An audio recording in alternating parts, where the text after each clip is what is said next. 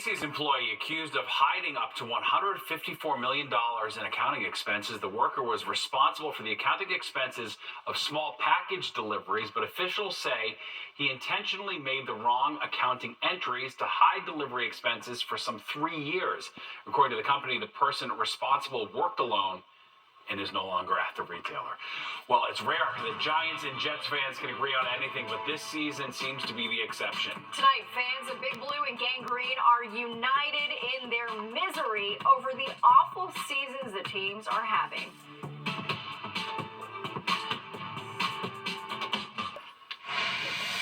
We are in prime football season, but whether you're a Jets or a Giants fan, there's one thing we can all agree on. Yeah, there's not a whole heck of a lot to cheer about. The Giants are 2-9, while the Jets are 3-8. Jennifer Williams is here to break it all down. Jen. Well, let's start with the Giants. You have opposing players mocking the Giants in their own stadium, rookies calling out the head coach, and multiple players using the word soft to describe the team's performance on Sunday, leaving many to wonder if the G-men should take a page from the Jets playbook and move on from GM Joe Schoen and head coach Brian Daboll. Bucs QB Baker Mayfield mocked Tommy DeVito's celebration after running in a score on a Sunday that saw the Giants get beat up by the Buccaneers at MetLife 30-7. The Giants are now 0-6 at home and own a 2-9 record on the season. It's only going out there and losing. Like, it's just sad. I mean, I don't know, bro. Go out there first, second, quarter, don't get the ball, start getting targets at the end. I mean, you can't do nothing. Start getting the ball when it's 30-0. That's what you do. Star rookie wide receiver Malik Neighbors, who wasn't targeted until the second half, was asked if he knew why that was the case. I don't know. Talk to Davis about that. Malik and I talked last night. We talked this morning. He's a very competitive individual. Again, you want to get the ball in his hands, and I got to do a better job of getting the ball in his hands early. And again, when you lose like that, it's a frustrating thing.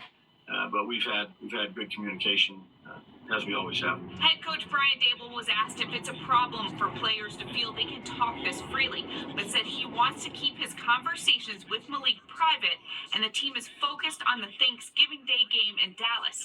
I asked senior writer Zach Rosenblatt for The Athletic. What does the future look like for Joe Schoen and Brian Daboll? I don't think it looks very bright, especially for Daboll. You've seen them be an absolute disaster, culminating in one of the worst losses of the last few years for the Giants. So I don't see any way that Daboll survives, and I don't think Joe Schoen should either. The Jets, meanwhile, are on their bye and sitting at 3-8. Gang Green isn't doing much better.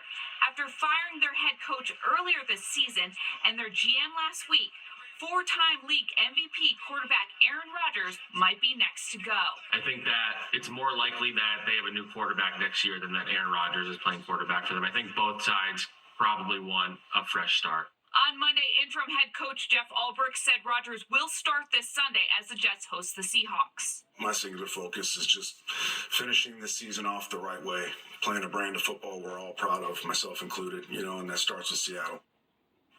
All right, most importantly, what does this all mean for the New York football teams in terms of the 2025 NFL Draft? According to the website Tankathon, as of right now, the Jets would get the 7th overall pick, while the Giants would have the 2nd overall pick. Now, keep in mind, this draft isn't considered particularly strong, especially when it comes to the quarterback position. Stephen, Natasha? Tankathon. I like that. That's what it Says it all. Thanks, Jen.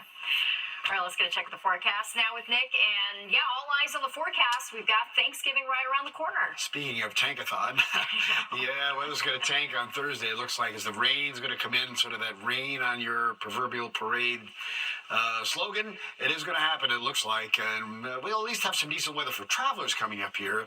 Cloudy overhead right now. Again, today, high earlier was at 54, the low 41, and we'll be down somewhere in the upper 40s tonight. 51.39 is the average now for this time of the year. Currently in New York, cloudy sky, 54, wind out of the west, or really more out of the south now, and very light. Humidity 43%, pressure's 30.01, and steady. All right, temperatures are down still in the mid-30s, Poughkeepsie to East Hampton. These numbers are going to rise as the night goes along with the cloud cover coming in and a bit of rain, too. Still 54 in town, 52 in Newark, back to near 50 at the Jersey Shore, westward to Trenton. All right, there's the wind again, predominantly south where it's calm. It's going to stay light at about 5 miles per hour as the night goes along. Highs earlier, low, middle 50s, most spots. Newark, they're touching 57. 47, going through the much of New England area into the 50s there, Providence. 40s across upstate New York down to State College. 60s appearing in West Virginia down towards Tennessee. In fact, they were even in the 70s there in Raleigh, but again, cooler weather back to Detroit, 50 and 52 respectively there towards Chicago. All right, little sprinkles went by earlier, but the big game is still off to the west here.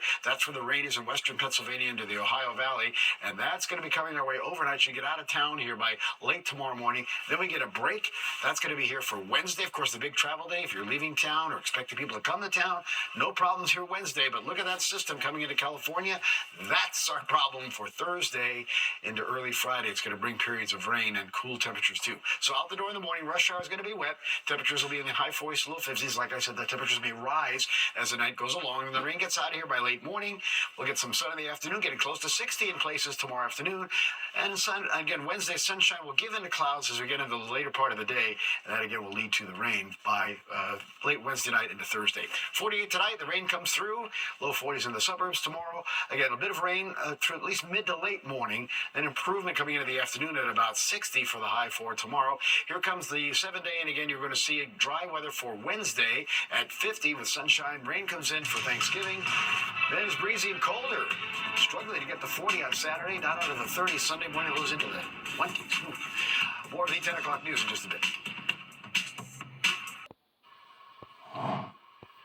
Well, just in time for the holiday season, if you're thinking of doing a city staycation, get ready to pay up. As Fox News' Duarte Geraldino shows us, room rates are the highest they've been in decades.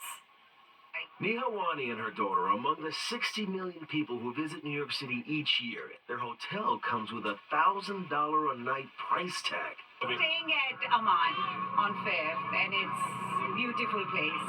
Did you get a good deal, or was it sky high expensive? Sky high expensive, but it's worth it. For most visitors, hotel prices aren't quite that high, but they're still up there. According to real estate analytics company CoStar, the average room in September cost $417 per night, the highest in decades. These prices are not inflation adjusted. September is always an expensive month for New York hotels, thanks to events like the U.S. Open and the UN General Assembly. But as Vijay Dandapani, president of the Hotel Association of New York City, points out, there's more to it. We got nearly 12% of hotel inventory taken out to cater to the migrant situation. That means about 19,000 hotel rooms are off the market. Dandapani notes prices dropped in October to $393 per night. But even with these prices, New York remains a top destination, ranking alongside Paris and Tokyo. For tourist Preeti Grover, the appeal is undeniable. It's always a dream come true. There is nothing like Christmas in New York. Another factor driving up hotel demand is the city's crackdown on Airbnb. David Sherwin is a professor at Cornell University Nolan School of Hotel Administration, and he says that crackdown has had a big impact. Taking of all of these Airbnb rooms that were operating as if they were hotels offline is a positive to the city because it dramatically increased the housing supply. Sherwin adds hotels making more money can pay their staff better, but not every tourist is willing to pay these rates. Stay with my family. So why not a hotel? I know, but this is cheaper. Hotel prices are expected to go up in December as the holiday season surges, but in January and February it should dip a little bit. But for right now, 'tis the season to splurge on hotel rooms. In Harlem, Duarte Geraldino, Fox 5 News. It's only gotten more and more expensive, No, too. I know. You know it coming in for sure, though. And there's more of the 10 o'clock news straight ahead. All right, first, though, here's what we can expect tomorrow on the Roads and Rails. Just in time for the holidays, a new place to go ice skating in the city. The Roebling Rink has opened for the season in Brooklyn Bridge Park. It offers unbelievable views for skaters to enjoy. Admissions is $10 per session. Rentals are extra. The rink's open Monday through Sunday until February 2nd. That is a cool spot. Yeah, weather is perfect, too, for it now. All right, well, that does it for us tonight. If you missed any part of the 10 o'clock news, you can always catch an encore on our free streaming app, Fox Local. Just scan the QR code on your screen and download the free Fox Local app on your phone where you can stream our newscast anytime. Have a great night. We'll see you tomorrow.